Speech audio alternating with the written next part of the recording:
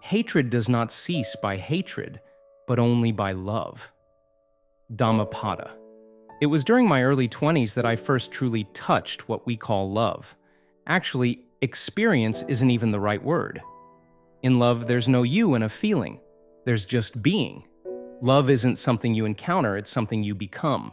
And when I speak about love here, I'm not talking about the ordinary love we hear about in songs or see in movies. I'm speaking of the divine love, the love Jesus spoke of, the love Buddha embodied. A love that opens your heart beyond your closest friends and family. A love that embraces all living beings. A love that expects nothing, demands nothing, but only gives endlessly and freely. A love untouched by sorrow or fear. This glimpse into divine love came during an intense, life-changing experience. I took a heroic dose, 8 grams of psychedelic mushrooms. Now, this wasn't my first encounter with psychedelics. Before this, my experiences were much more introspective, facing the reality of my own selfishness, seeing the pain I was inflicting on others. Those early journeys humbled me, softened me, opened parts of myself I never knew existed. But today, I'm not here to recount those initial lessons.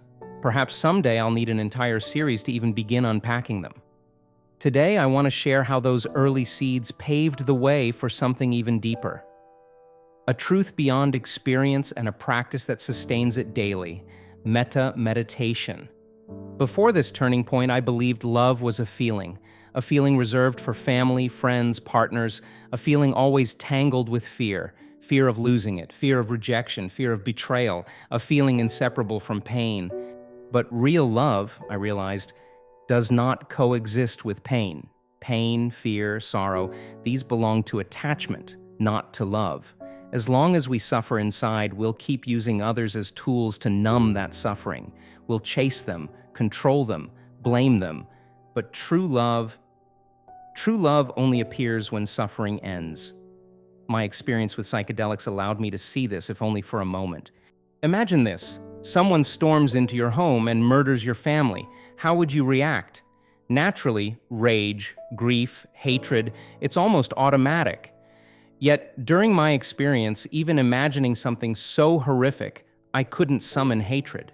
Instead, I was filled with an overwhelming sense of compassion, not forgiveness in the conventional sense, not dismissal, but understanding, a direct seeing into the soul behind the act. It was clear. Those who harm are themselves drowning in unbearable pain. And what they need, perhaps more desperately than anyone, is compassion. Real love doesn't simply mean intending to love, it means the capacity to alleviate suffering, to offer peace and healing even in the face of agony.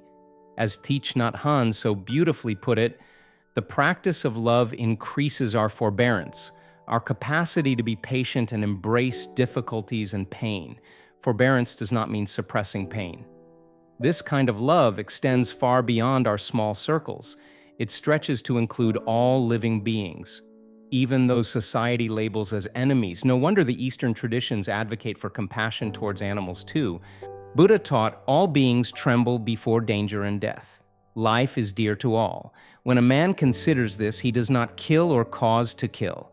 And Jesus said, "Love your enemies and pray for those who persecute you." Gospel of Matthew chapter 5, verse 43 and 44. Compassion knows no limits. Some might argue, isn't this weakness? Isn't such open-heartedness an invitation for abuse? But real compassion is not weakness. Sharon Salzberg says it perfectly. Compassion is not at all weak. It is the strength that arises out of seeing the true nature of suffering, to act strongly, with all the skill at our disposal. Compassion empowers. It sees clearly, acts wisely, and refuses to perpetuate harm. After that unforgettable day, my life was never the same.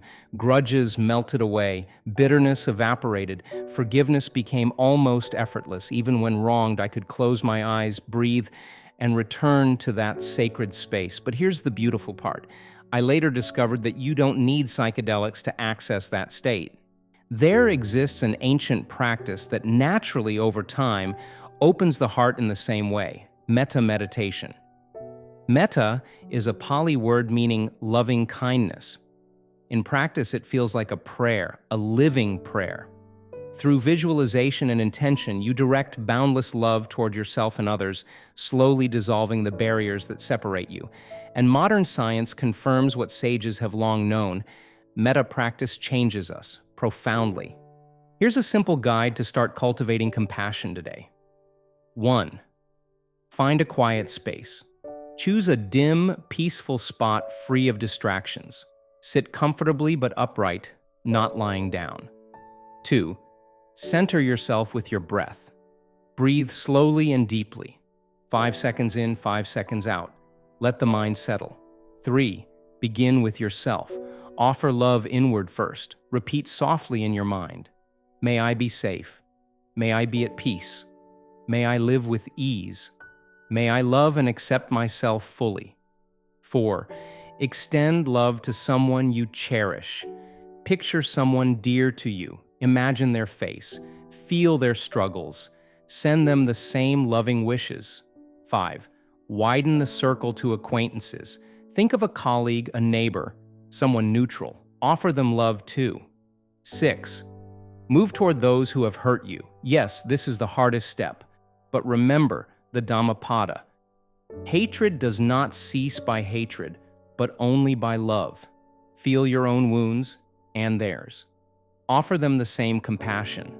7. Embrace all sentient beings. Visualize animals, forests, oceans. Extend your love everywhere. May all beings be free from fear and suffering. May they feel peace and love. 8. Reflect on universal love. Recognize that love itself is the prayer, for yourself, for others, for the world. Here are examples to repeat. May my actions contribute to the alleviation of suffering. May the world awaken to compassion. Alan Wallace shares a powerful analogy. Imagine carrying groceries and someone rudely bumps into you, spilling everything. You're ready to explode until you realize that they're blind. Suddenly your anger vanishes, replaced by concern. This is our situation. Most of the time, people hurt us blindly from their own unseen wounds. When we see this, compassion naturally flows. Love isn't just some lofty ideal, it's the very doorway out of suffering. By looking at the world through the lens of shared pain, we begin to heal not just ourselves, but humanity itself.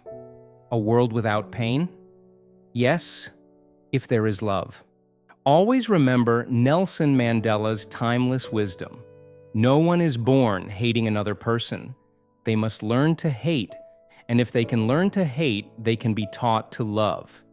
For love comes more naturally to the human heart than its opposite,